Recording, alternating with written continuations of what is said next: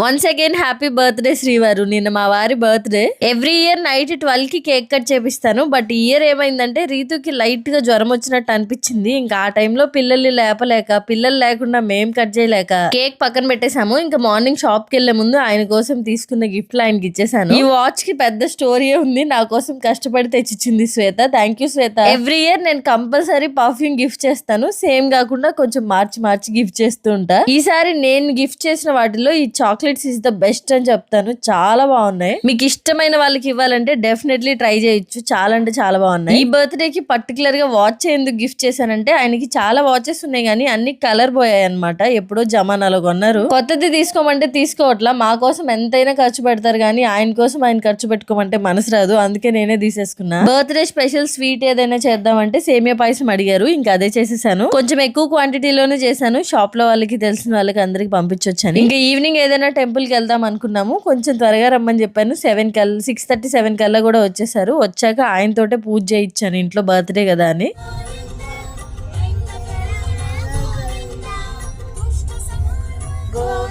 ఇంకా మేమైతే గోవింద నామాలు చెప్పుకుంటూ గోరంట్లలో ఉన్న వెంకటేశ్వర స్వామి టెంపుల్ కి వెళ్ళాము. అక్కడ బ్రహ్మోత్సవాలు జరుగుతున్నాయంట. గుడంతా మంచిగా అలంకరించి లైటింగ్ అది వేసున్నారు. దర్శనం కూడా చాలా బాగా జరిగింది. మన సబ్స్క్రైబర్ ఒక ఆంటీ కూడా కలిసారు అక్కడ. గుళ్ళో కదా అని చెప్పేసి నేనేం వీడియో తీయలేదు. చాలా అంటే చాలా ఆప్యాయంగా పలకరించారు. ఇప్పటికి కూడా తలుచుకుంటుంటే చాలా హ్యాపీ అనిపిస్తుంది. స్వామివారి దర్శనం చేసుకుని ప్రసాదం తీసుకుని ఇంటికైతే బయలుదేరాము. వీడియో నచ్చితే సబ్స్క్రైబ్ చేసుకుని వెళ్ళొచ్చు కదా.